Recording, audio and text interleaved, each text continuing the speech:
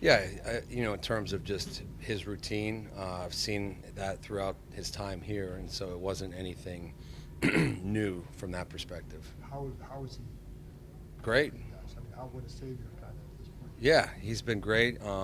In terms of, we've had a lot of turnover at that position, but he's definitely stabilized the position, and he's come in and done his job, and so we're really happy with him, and we were happy that he made that kick the other night. Thank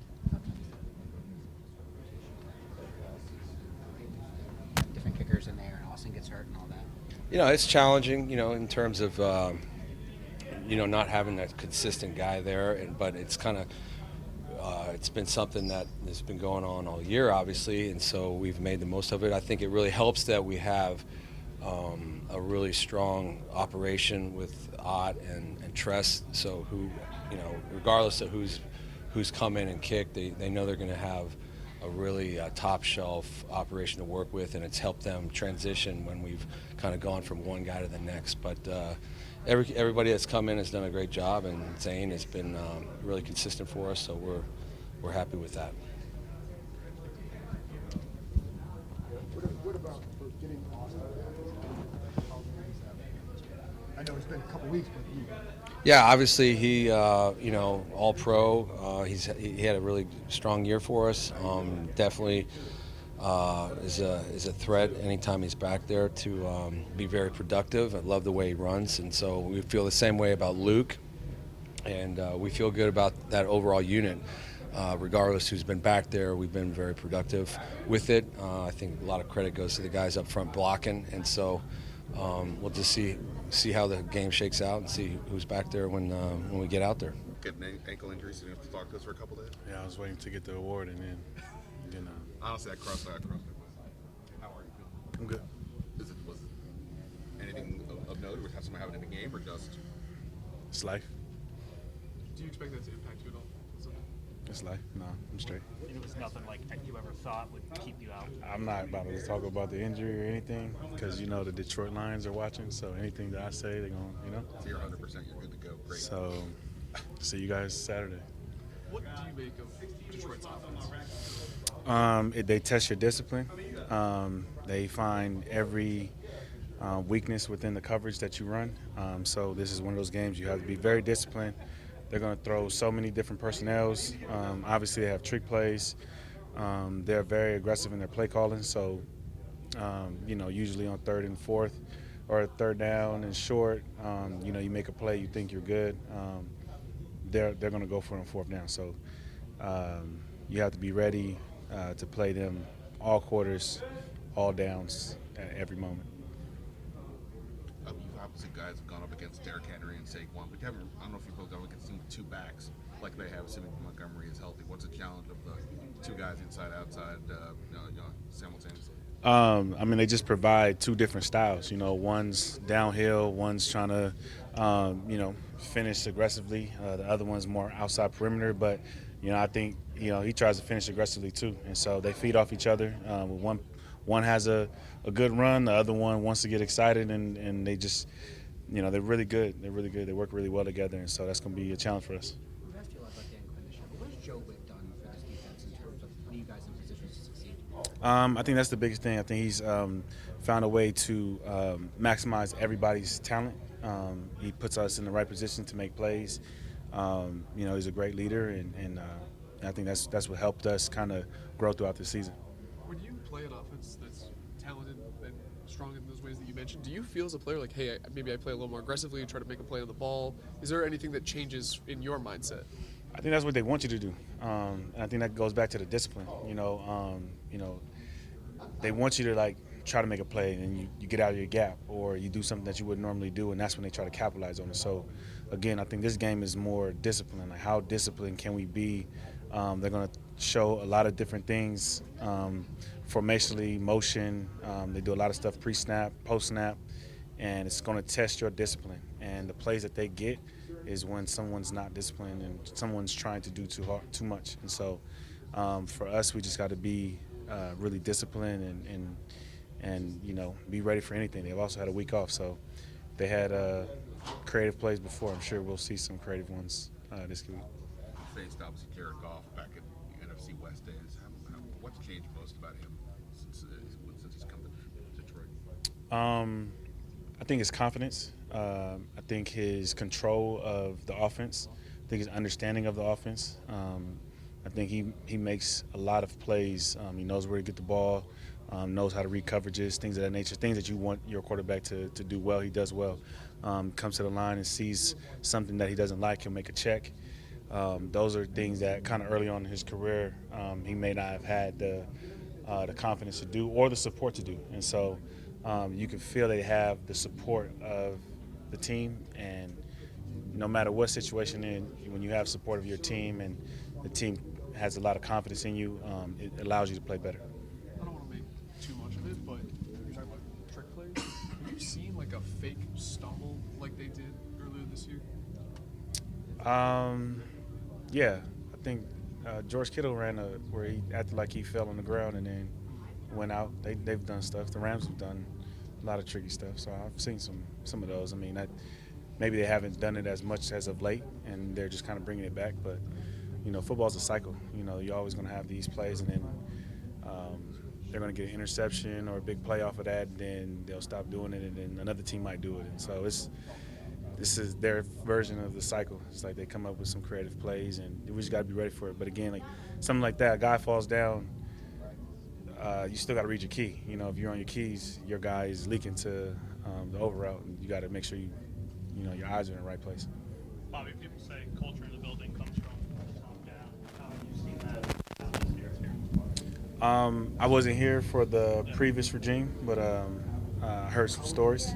And so, just having it starts with like the new energy. I think when a new ownership group came in and a new head coach came in, I think naturally the energy of the team just kind of shifted, and then everybody was kind of in a position to like wait and see like what it's going to look like. And I think DQ has done a great job of coming in and really establishing his philosophy, understanding like what he's going to expect from his team and expect from people in general, and then just make the game fun again. I think that's what people like. When you watch us play, it's fun to watch us play, and you feel the energy, you feel the camaraderie, you feel how together the team is, and I think all of that is from the top down. You've been on a championship team. Are those characteristics like part of the recipe, an important part of the recipe to make a successful football team? Yeah, I mean, culture is everything, and togetherness is everything.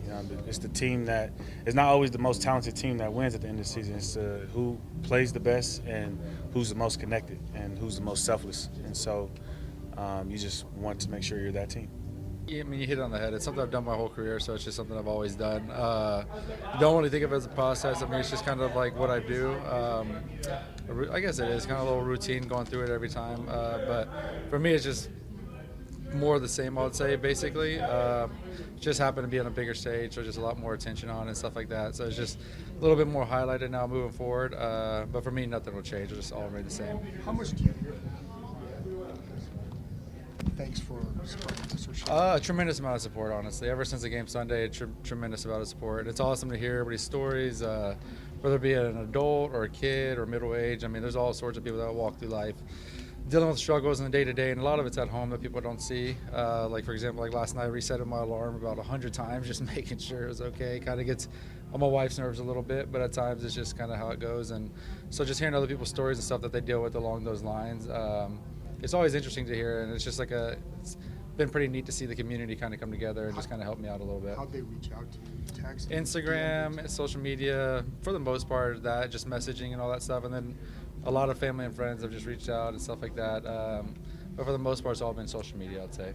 Did you see any of the social media reaction after the game, just what people were saying about your team? Not really. I mean, I try to stay off social media for the most part. I mean, my wife's more of the social media girl. So she kind of does give me updates. And again, like we'll laugh about most of it. You got to have humility in it. If not, you'll drive yourself crazy, I would say. So, I mean, it's stuff that like I've always kind of laughed at. My brother and sister kind of like teased me about and stuff like that. So I've kind of dealt with it my whole life. But seeing the social media stuff, I didn't really see it until the next day. But I mean, my wife kind of had, we kind of had like this little sit down and chuckle about all the stuff. And I think she had a post that was kind of comical as well. That I thought was pretty funny. And we're both people that don't really take stuff too seriously. We try to have fun in life as much as we can, and that situation, I mean, we try to saw the bright part of it. I mean, we made the kick.